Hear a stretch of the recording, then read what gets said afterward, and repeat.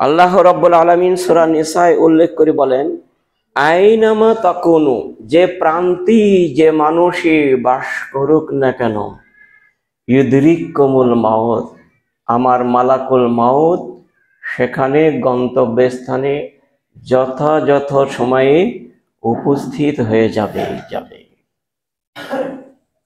এই আয়াত থেকে আমরা পেলাম, যে অবস্থাতেই থাকুক সে, যদি আটলান্টিক মহাসাগরের নিচেও যদি সে চলে যায়, ভয়ে লুকিয়ে যায়, ওখানে গিয়ে আমি প্রাণ রক্ষা পাবো, জান ভিক্ষা হবে ওখানে, অথবা 7 আকাশের ওপরেও যদি সে চলে যায়, অথবা মাটি খুঁড়ে যদি কোনো গর্ত করে চতুর্দিকে বন্ধ করে যায় দরজা, অথবা কোনো একটা গাড়িতে চতুর্দিকে বন্ধ করে দেয়, এসি খুলে দেয়, সেখানেও থাকে, তবু মহান আল্লাহ রাব্বুল আলামিন তিনি বলেন, ইউদরিকুমুল মাউত, যথা সময়ে মালাকুল মাউত ওই জায়গায় পৌঁছে যাবে।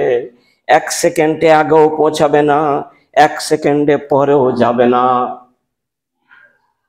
ইজা জাআজালহুম লা ইস্তাকদিমুনা সাআতাও ওয়া লা ইস্তাখিরুন, 1 মিনিট পিছনেও হবে না, 1 মিনিট আগেও তার জান কবজ হবে না। ঠিক টাইমে যা ধার্য করা হয়েছে, যে টাইমে তাকে বলা হয়েছে, সেই টাইম আসলেই তার জান কবজ হইয়া যাবে। এত ক্ষমতা মালাকুল মাউতকে আল্লাহ রাব্বুল আলামিন দিয়েছেন, কি বলবো।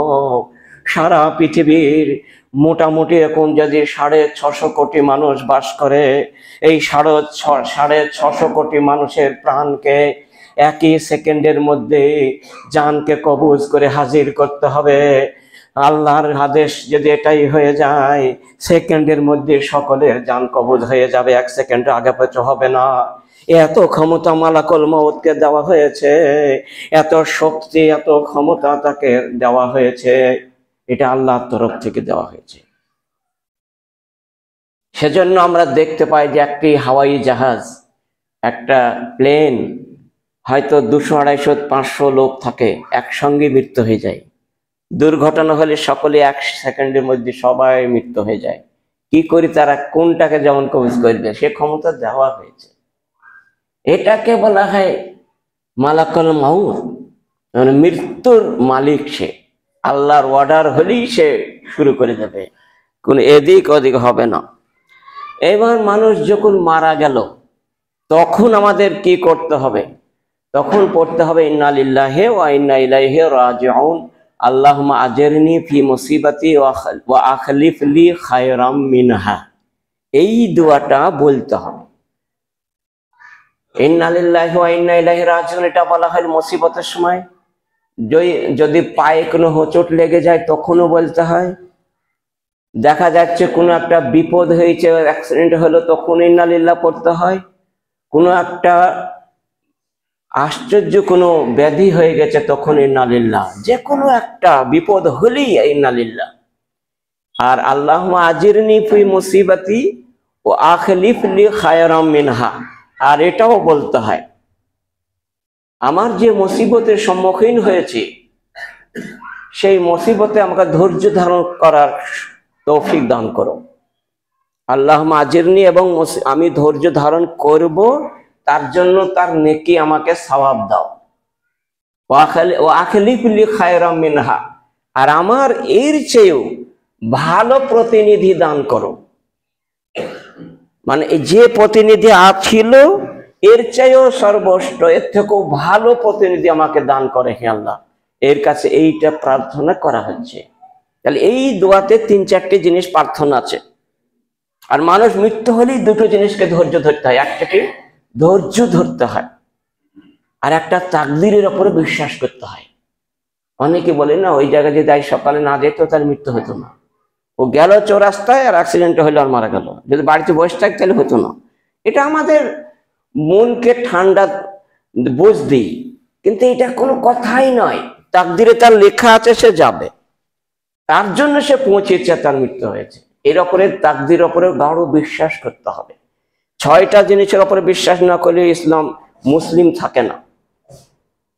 আল্লাহকে বিশ্বাস করা, সমস্ত রাসূলকে বিশ্বাস করা, সমস্ত ফেরেশতা মণ্ডলীকে বিশ্বাস করা, সমস্ত আসমানি কিতাবকে বিশ্বাস করা, আর ভাগ্যর ভালো মন্দকে বিশ্বাস করা, আর কবর থেকে উঠবে যে কিয়ামতের মাঠে জবাবদিহি করতে হবে তাকে বিশ্বাস করা।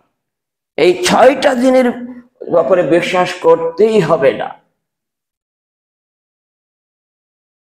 আমানতু বিল্লাহি ওয়া মালাইকাতিহি ওয়া কুতুবিহি ওয়া রুসুলিহি ওয়াল ইয়াউমিল আখির ওয়াল কদরি খাইরিহি ওয়া শাররিহি মিনাল্লাহি তাআলা ওয়াল বাসি বাদাল মাউত। এই 6টা জিনিসের উপর বিশ্বাস করতে হয়। তারপর আমাদের দোয়াটা পড়া হয়ে গেল। তারপর এবার সঙ্গে সঙ্গে একটা সাদা কাপড় নিয়ে এসে ওই মুর্দা ব্যক্তিটাকে তাড়াতাড়ি ঢেকে দিতে হয়। সাদা কাপড় তাড়াতাড়ি আগে থেকে রেডি করতে হবে। মুমূর্ষ ব্যক্তির আগে থেকেই সাদা কাপড় সুন্নত। অন্য কাপড়ও চলবে, কিন্তু সাদাটা মহানবীর সুন্নত, তার জন্য এটাকে উল্লেখ করছি যে সাদা কাপড় একটা কাছে রেডি করতে হবে, সঙ্গে সঙ্গে মৃত্যু হলে ঢেকে রাখতে হবে। আর যে কিবলামুখী করতে হবে এরকম কোনো কথা না, এটা বিধান। যে মুখে আছে সেই মুখী, যে মুখে মারা গেছে সেই মুখী, এই মুখে মারার আগে এই মুখী করে দিই আবার উল্টিয়ে, এগুলো করা বিধান। যে মুখে আছে পূর্বমুখী আছে পূর্বমুখী থাকবে, কোনো কিছু করা যাবে না, সেই মুখেই তাকে থাকতে হবে। টুপি দেওয়া যাবে না মৃত্যুর পর মাথায়। জীবিত মানুষের অবস্থা দেয় না, তখন দিতে ইচ্ছে টুপি। যে বড় পরেশগার সাজে, হারাম নিষেধ, এসব করা যাবে না। যে মুখে যে অবস্থায় মারা গেছে সেই অবস্থায় থাকবে। আর তার যখনই মারা যাবে তখনই ধৈর্যশীল আর ধৈর্যশীলা মহিলা এরাই থাকবে কাছে, তারা যেন কান্না না করে, ভেসে না যায়। তাকদীর ওপর গাঢ় বিশ্বাস এবং ধৈর্য ধারণ করে প্রচন্ড, এইরকম মহিলা বা এরকম পুরুষ কাছে থাকবে। এবং যখনই মৃত্যু হয়ে যাবে তার চোখ দুটো আস্তে আস্তে 2 হাত দিয়ে এরকম ভাবে পাতাগুলা বুঝাইতে হবে, আস্তে আস্তে মুজিয়ে দিতে হবে, না হলে ওইটা চোখটা মানে বেরিয়ে থাকে। আর 10 মিনিট পর করলে ওইটা আর কোনো মতেই ঢাকা যাবে না, কোনো মতেই আর বোঝানো যাবে না। বা মুখটাও যদি হা হয়ে থাকে, মুখটাকে আস্তে আস্তে ধরে 2 দিকের চাওয়াল ধরে আস্তে আস্তে বুঝিয়ে দিতে হবে, এরকম বুঝাইতে হবে। আর বলতে হবে আল্লাহুম্মা গফির ওয়ারফা দারজাতাহু ফিল মাহদিয়িন ওয়াখলুকহু ফি আকিবিহি ফিল গাবিরিন ওয়াগফির লানা ওয়া লাহু ইয়া রাব্বাল আলামিন ওয়াফসাহ লাহু ফি কবরিহি ওয়ান্নাব্বির লাহু ফিহি। রাওয়াহু মুসলিম। সহিহ মুসলিমের এই হাদিসটায় বর্ণনা করা হয়েছে যে অবশ্যই এই দোয়াটা বলতে হবে, এবং সহিহ বুখারীতেও আছে। সহিহ বুখারীতে এই হাদিসটা 3019 নম্বর হাদিস, যে অবশ্যই আমরা এই কাজ করব,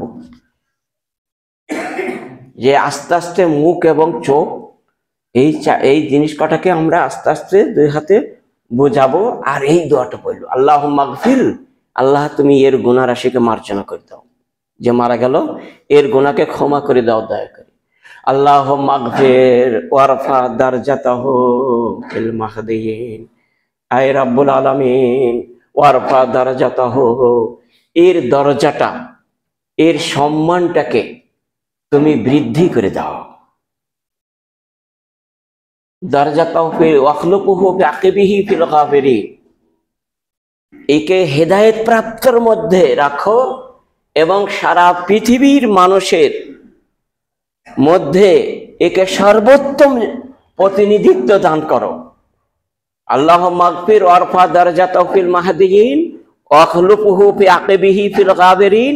আর এর পরে এই ব্যক্তি যে মারা গেল, এর যে কাঁচা বাচ্চা ছেলে মেয়ে যা রেখে যাচ্ছে তাদেরকে তুমি ওয়াখলুকু ফি গাবিরিন, তাদেরকে ভালো প্রতিনিধিত্ব দান করো। ওয়াগফির লাহু, আবার বলছি প্রভু ওকে ক্ষমা করে দাও। ওয়াগফির লাহু ইয়া রাব্বাল আলামিন, আয় সারা পৃথিবীর প্রতিপালক তুমি ওকে ক্ষমা করে দাও এখন। ওয়াগফির লাহু ইয়া রাব্বাল ওয়াফসাহ লাহু ফি কবরিহি, আর এর কবরে যখন শুইয়ে দেওয়া হবে এর কবরটাকে তুমি প্রশস্ত করে দিও, প্রশস্ত করে দিও। ওয়াফসাহ লাহু ফি কবরিহি ওয়ান্নাব্বির লাহু ফিহি, আর এর কবরটাকে তুমি উজ্জ্বল করে দিও, আলোকিত আলোকময় হয়ে ঝলমলিয়ে যেন আলো থাকে। এই কাজ, এই দোয়াটা বলা হলো।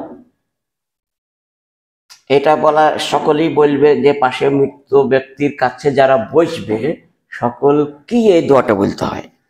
তাহলে এই করণীয় আমরা বুঝতে পারছি। আর তারপর আমরা সাদা কাপড় দিয়ে ওকে ঢেকে দিলাম, সবকিছু করে দিলাম। এইবার গোসলখানায় যেতে হবে। তার পূর্বে একটু কথা, 4টি জিনিসের আমাদের খেয়াল রাখতে হবে গোসল দেওয়ার আগে। এক, দাইন মানে ঋণ, যদি ধার দেনা কিছু থাকে, ঋণ যদি কোথাও করে থাকে, যার সঙ্গে ওর বেশি উঠা বসা ছিল, যে দোকানে বেশি লেনদেন করত, সেই দোকানে তাড়াতাড়ি যেতে হবে। কি বলতো, ভাই অমুক জন মারা গেছে, তারা কি তোমার কত কি পাও সেটা আমাকে বলো তো। বা যে লোকগুনা ওর সঙ্গে বেশি যাতায়াত করতো, ওঠা বসা করতো, চলাফেরা করতো দুনিয়ায়, সেই লোকগুনাকেই জিজ্ঞেস করতে হবে। মহিলা হোক চাই পুরুষ হোক, তাদেরকেই জিজ্ঞাসা করতে হবে। তারপর তারা জানা থাকলে বলবে, সেগুলাকে লিপিবদ্ধ করতে হবে। ফাইদা তাদায়ান্ত বেদাইনি ফাক্তবুহু, মহান আল্লাহ তাআলা বললেন, যে কোনো ঋণ খরচ নেওয়া দেওয়া হবে সেটা যেন লিখিত রাখো। বলা যায় না কার কখন মৃত্যু হয়, সেই জন্য লিখতে হবে না। 1 নম্বর 2, ওসিয়ত। যদি ওই মহান ব্যক্তি, যে মৃত ব্যক্তি যদি ওসিয়ত করে যায় ভালো কাজের, সেই কাজটাকে দেখতে হবে কি কি করে গেল, তাড়াতাড়ি লিপিবদ্ধ করে নিতে হবে। যে যে এই মসজিদে হয়তো সে বলে গেল যে 3 লাইনের আমি কার্পেট বিছানা কিনে দিতে বললাম। অসুস্থ অবস্থায় সে বলে গেল যে এই মসজিদে তুমি 3 লাইনের কার্পেট জায়নামাজের পাটি কিনে দিও।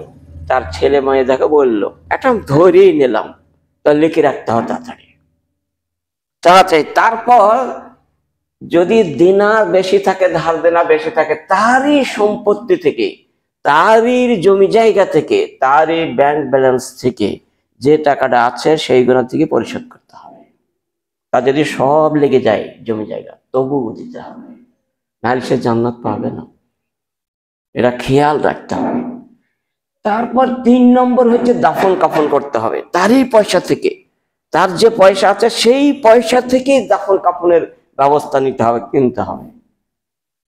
তারপরে তাদের মাটি দিতে হবে। এবার সমাধান হয়ে গেল, তারপর জমি জায়গা বিলি বন্টন করে নিতে হবে। এইরকম নিয়ম হচ্ছে মহানবীর। এবার গোসল দেওয়াটাও অবশ্যই করণীয় এবং বরণীয় আছে। গোসল দেওয়ার সময়, গোসল দেওয়ার আগে অনেকে মানুষ কি করে, হাতের নখ বড় হয়ে গেছে কেটে দেয়, গোঁফ ছোট করে দেয়, মাথা চুল মানান করে দেয়, অনেক রকম করে দেয়। তারপর গুপ্তঙ্গের লোম পরিষ্কার করে দেয়। এইরকম করা যাবে না। মানুষ মৃত্যু হয়ে গেল তো এ দুনিয়ায় নাই, সে বারজাকি জীবনে চলে গেছে, অন্য জগতে চলে গেছে, এ জগতেই নাই। সেজন্য এই জিনিসগুলো করাই যাবে না, বিধান। এগুলো সব হারাম, কোন রকমে কিচ্ছু করা যাবে না। শুধু যেভাবে বলা হয়েছে যে তুমি প্রথমে উজু করিয়ে দাও, গোসল করার সময় প্রথমে উজু করতে, স্বামী মারা গেলে স্ত্রী গোসল দেবে, আর স্ত্রী মারা গেলে স্বামী গোসল দেবে। এটাই শরীয়ত সম্মত, এটাই বিধান, এটাই হাদিসে রয়েছে। যেমন আবু বাক্কারকে তার স্ত্রী গোসল দিয়েছিল, হযরত ফাতেমাকে হযরত আলী নিজে একাই গোসল দিয়েছিলেন। তাহলে বোঝা গেল এটা শরীয়তের বিধান। এটা এইবার যদি দেখা যাচ্ছে সে পারবে না বা নাই, দুজনই মারা গেছে, কে দেবে? একজন মারা গেছে, আরেকজন মরে গেল, কেউ নাই, এরকম অবস্থা হয়ে গেলে বা না পারলে, অসুস্থ হলে, তাহলে সে মহিলারা মহিলাকে গোসল দেবে আর পুরুষরা পুরুষকে গোসল দেবে। সে সব থেকে যে নিকট আত্মীয় সেই ব্যক্তি গোসল দেবে, অপর যেন না যায়। আর অপর যদি তারা না পারে, তাহলে অপর ব্যক্তিও যেন খুব পরেশগার লোক যেন তাকে গোসল দেয়। এটাই শরীয়ত, এটাই বিধান, অবশ্যই এগুলোকে মেনে চলতে হবে। মহানবী তারপর বললেন যে আনাবি হুরায়রা ক্বালা ক্বালা রাসূলুল্লাহ সাল্লাল্লাহু আলাইহি ওয়াসাল্লাম আসরিউ বিল জানাজাতে, জানাজার নামাজকে খুব তাড়াতাড়ি তোমরা সমাধা করো, জানাজার নামাজকে খুব তাড়াতাড়ি তোমরা নিয়ে যাও। মৃত্যু হতে দেরি তো মোবাইলের যুগে সময় তাড়াতাড়ি মোবাইলে চলে যাচ্ছে, মাইকে বলার কোনো প্রয়োজন হচ্ছে না বা হবেও না, নাইও, এটা শরীয়ত সম্মত নয়। সেজন্য আমরা মোবাইলে এরকম ভাবে খবরাখবর করে দিলাম। তারপর সব চলে আসলো, সঙ্গে সঙ্গে আসার পরে গোসল হয়ে গেল। গোসলের পরে এবার আমরা নিয়ে যাব কবরস্থ করার জন্য। তো এইটাই মহানবী তাড়াতাড়ি করছে, আসলে বেল জানাজাতে, আরে জানাজান লাশ যখন মারা গেছে খুব তাড়াহুড়া করে তোমরা নিয়ে যাও, এতে দেরি করো না মোটি, 2-4 ঘন্টা দেরি করো না, কি 20 ঘন্টা দেরি এরকম করো না, খবরদার।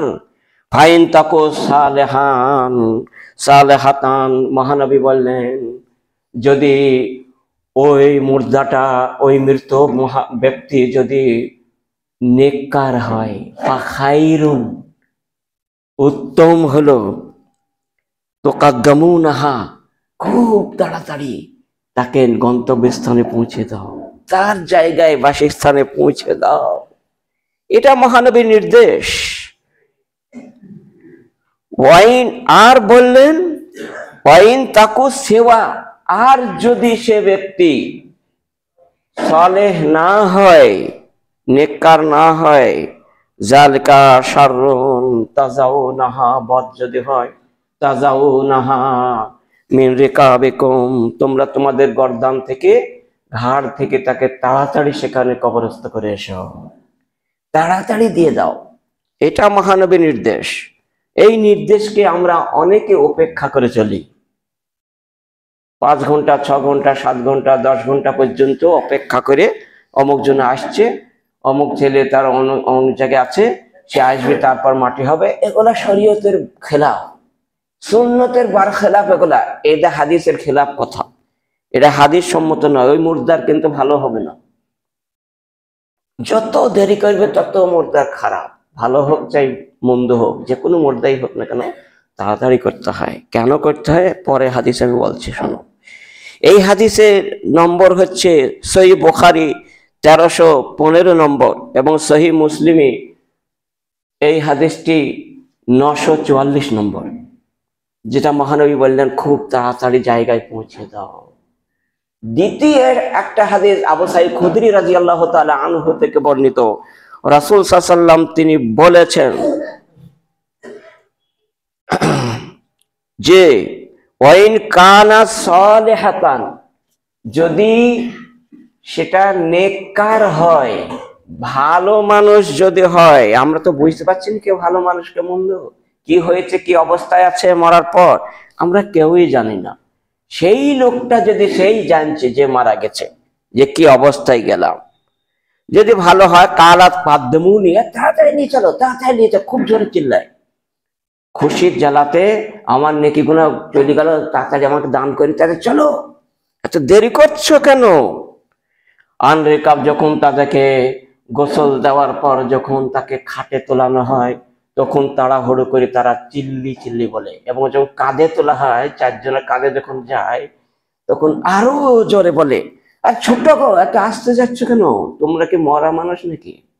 তোমরা তো জ্যান্ত মানুষ, আর আমি মরা, তাহলে তোমরা যাচ্ছ না কেন? যতটা তোমার দৌড় আছে দৌড়াতো। এরকম হবে বলে কাঁধে যে কাদ্দেমুনি, তাড়াতাড়ি নিয়ে চলো, তাড়াতাড়ি নিয়ে চলো, নেকি গুনাহ নিতে হবে, সওয়াব গুনাহ দেওয়ার জন্য তৈরি হয়ে আছে।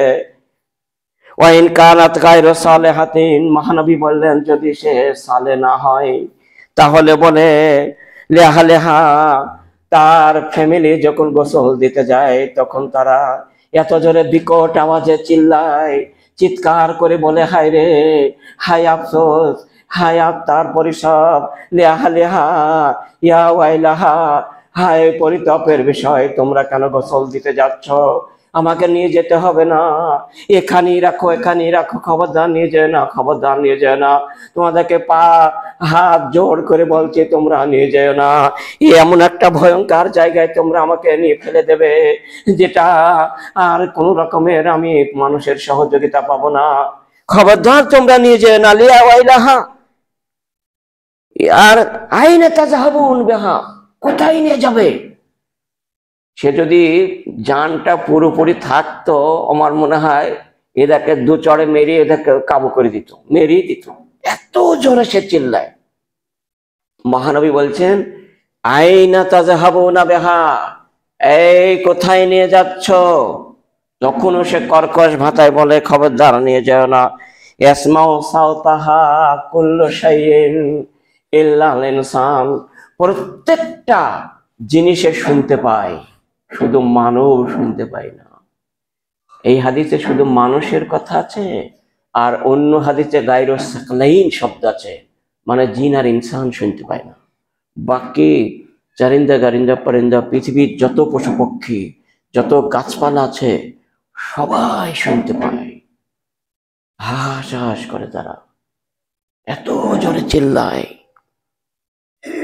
আর বলে ইসমাউ সাওতাল ইনসান ওয়ালাউ সামিআল ইনসান। মানুষ যদি সামান্য একটু আওয়াজের চিৎকারের কথা শুনতে পেত, লা সাইকা, বেহুশ হয়ে তখনই মরে যেত, সেকেন্ডের মধ্যে মরে যেত, কান ফেটে। এত বিকট আওয়াজে চিল্লায় সে সময় মানুষ। তাহলে বুঝতে পারলাম সহিহ বুখারীর 1314 নম্বর হাদিস এটা, এবং সহিহ বুখারীর আরেকটা হাদিস এসছে 1316 নম্বরে, একই হাদিস। তাহলে আমরা বুঝতে পারলাম যে এই জন্য তাড়াতাড়ি করে দিতে হয়। কেন করতে হয়? পরের হাদিসে পাওয়া যাচ্ছে যে এই সময়তে বদলোক হলে পৃথিবীর যত আছে মানব দানব বাদে সবাই যারা শুনতে পায়, তার জন্য বারবার তাদের ব্যাঘাত ঘটে, তাদের নেকি বা সওয়াব গ্রহণ করতে তাদের আটক হয়ে যায়, এরা করতে দেয় না। এই চিল্লানিতে তারা কিছু আর করতে পারে না, সবাই অশান্তিতে থাকে। সেজন্য সকলেই তাড়াতাড়ি বলে লিজাও লিজাও লিজাও, তাড়াতাড়ি লিজাও তাড়াতাড়ি লিজাও, তাড়াতাড়ি না হোক, গর্দান থেকে ফেলে দাও কে, এইরকম শব্দ ওরা বলে। সেজন্য আমাদেরকে কাজ করতে হবে, তাড়াতাড়ি এটা কাজটা করে নিতে হবে। এবার যাওয়া, যখন আমরা যাচ্ছি লাশকে নিয়ে কবরস্থ করতে, তো তখন আমরা সাওয়ারি আর রাকেবু ইয়াসিরু খালফাল জানাজা, অর্থাৎ লাশের পিছনে পিছনে যাবে। যারা বাইসাইকেলে, মোটরসাইকেলে বা যে কোনো যানবাহনে যারা যাবে, তারা যেন সাথে সাথে আগে যেন না যায়, তারা পিছনে পিছনে যাবে। আর যারা পায়ে হেঁটে যাচ্ছে, তারা আগেও যাবে, ডাইনেও যাবে, বাঁয়েও যাবে, পিছনেও যাবে, সব দিক দিয়ে চলবে। অনেকে বলে আগে যেতে নাই, এটা ভুল কথা। হাদিস আছে যে যারা পায়ে হেঁটে যাবে, মাসি, যারা পায়ে হেঁটে যাবে, ইয়ামশি খালপাহা, পিছনে মানুষে যাবে, ও আমাহা, আগে আগে অনেক মানুষ যাবে, ওয়ায়ামিনেহা ওয়ান শিমালেহা, ডান দিকেও যাবে মানুষ, বাম দিকেও যাবে, চতুর্দিকেই যাবে। পিছনে দিকে যদি 100টা মানুষ যায়, সামনে দিকেও 100টা মানুষ যেতে হবে। আর ডাইনি বাঁয়ে তত ধরবে না, 5-6টা করে দিলেই হবে, চতুর্দিকে যেন যায়। এটাই সুন্নত। আজকে শুনতে পাচ্ছেন সুন্নতটা কি? অনেকে বলে দাঁড়িয়ে দাঁড়িয়ে মাটি দিতে হবে, বসা হারাম, বসা যাবে না, বসেও দেওয়া যাবে। ও হাদিসটা জাল, জয়ীফ হাদিস। দাঁড়িয়ে দাঁড়িয়ে দেওয়াটা, দাঁড়িয়ে দাঁড়িয়ে মাটি দিতে হবে, হাদিসটা সহি নয়, ঠিক নাই। বসেও দিতে পারেন, দাঁড়িয়েও দিতে পারেন, কোনো অসুবিধা, আপনার যেটা সুবিধা হবে সেইভাবেই করবেন। আর ফেরেশতা যেহেতু সাথে যাচ্ছে, ওই জন্য সাওয়ারি করে আগে যাওয়াটা নিষেধ, ওরা পিছনে পিছনে যাবে। আর যার পায়ে হেঁটে যাচ্ছে, অনেক ফেরেশতা তো আগেও চলে গেছে, ডাইনও আছে, বাঁয়েও আছে, পিছনেও আছে, সেজন্য মানুষও চতুর্দিকে যাবে, কোনো অসুবিধা নাই। ফেরেশতা তো আগেই চলে গেছে, কবরস্থানেও চলে গেছে অনেক, সেজন্য চতুর্দিকে যাবে, কোনো অসুবিধা নাই। এইভাবে যাবে। আমরা অবশ্যই যাওয়ার চেষ্টা করি। সহিহ আবু দাউদে 3180 নম্বর হাদিস এটা, যে আগে আগে যাওয়া যাবে, কোনো অসুবিধা নাই। আর মুসনাদে আহমদে এই হাদিসটি 1858 নম্বর হাদিস, যে আগে আগে যেতে হবে। তাহলে আমাদের চলতি ভাষায় আগে আগে কাউকে যেতে দেয় না, কিন্তু আজ থেকে যাবেন, তাহলে পর ওইটাকে কাটতে গেলে পরে তারা নেকি পাবে। সেজন্য এটাকে অনুরোধ করছি। তারপর বলা হয়েছে, আমরা এটা যখন করণীয় এবং বরণীয় করলাম, যখন আমরা ঘাড়ে থেকে না নামানো পর্যন্ত বসবো না, নামানো যখন হয়ে যাবে তখন আমরা বসে পড়বো, কোনো অসুবিধা হবে না। যেন কবরস্থানে কবর করতে গিয়ে একটু বাদ আছে, 10 মিনিট পর হবে, ও লাশটাকে নামানো হলো, সকলেই বসবেন, কোনো অসুবিধা নেই। হাদিসটা জয়ীফ, যেটা দাঁড়িয়ে থাকতে হবে। আর এই হাদিসটা সহি, যে যাওয়ার সময়তে যতক্ষণ পর্যন্ত কাঁধের থেকে মাটিতে নিচে না নামানো হয়েছে ততক্ষণ পর্যন্ত দাঁড়িয়ে থাকবেন, বসবেন না, ফেরেশতারা বসেন। এই হাদিসটা সহি। সেজন্য সহি আর জয়ীফ যেন একাকার না হয়ে যায়। এইবার করণীয় কি আমাদের? আমাদের যখন মারা গেছে তখন মহানবী বললেন, জাফর বিন আবু তালেব যখন মওতার যুদ্ধে অষ্টম এতে যখন মারা যায়, মওতা গাজওয়ায়ে মওতায় হযরতে জাফর বিন আবু তালেব শহীদ হয়ে গেছেন। এই খবরটা মহানবী পাওয়ার সঙ্গে সঙ্গে তিনি তার আত্মীয় স্বজনের বাড়িতে পৌঁছে দিলেন এবং সকালে কিদে কান্নায় শোকাহত হয়ে পড়ল। তারপর আবু দাউদ এই হাদিসটি 419 নম্বর, যে 3 দিন পর্যন্ত শোক করতে হবে, শোক করা যেতে পারে। যে কেউ মারা গেলে 3 দিন পর্যন্ত শোক পালন করা যেতে পারে, তারপরে 4 দিন নয়। যেমন উম্মে হাবিবা, মহানবীর স্ত্রী উম্মে হাবিবা, যখন তার বাপ আবু সুফিয়ান মারা যায় তখন 3 দিন পর, অর্থাৎ 2 দিন পার হয়ে গেলে, 3 দিন পার হয়ে গেলে 4th দিনে সকাল ভোরে তিনি গোসল করে সব থেকে যেটা বেশি মূল্যবান কাপড় সেটা পরিধান করলেন, অনেক কিছু সুসজ্জিত করলেন। বাপ মারা গেছে আর 3-4 দিন সকাল ভোরে তিনি গোসল করে সুসজ্জিত করে যত রকমের সাজতে হয় ঈদের দিন, ঠিক সেই রকম ভাবে সেজে খুঁজে সুন্দর করে হয়ে গেলেন। মহানবী বললেন, কি ব্যাপার গো, তোমার বাপ মারা গেল, তুমি সাহায্য কেন? দিয়ে বলছে, জি আপনার হাদিস তো আছে 3 দিন পর শোক পালন করা হারাম, ওই দিনই দেখিয়ে দিতে হবে যে শোক পালন করিনি কো, তবেই নাকি হবে। আলহামদুলিল্লাহ, তুমি তো খুব ভালো। মহানবী বললেন, খুব ভালো। তাহলে বোঝা গেল 3 দিনে বেশি শোক পালন করা হারাম। আর মহিলার যে স্বামী যারা মারা যায় 4 মাস 10 দিন, সকলের জানা আছে, তার জন্য খাস সেই একটাই লোক, 2 লোক নয়। আর বাকি অন্য কেউ মারা গেলে মাত্র 3 দিন।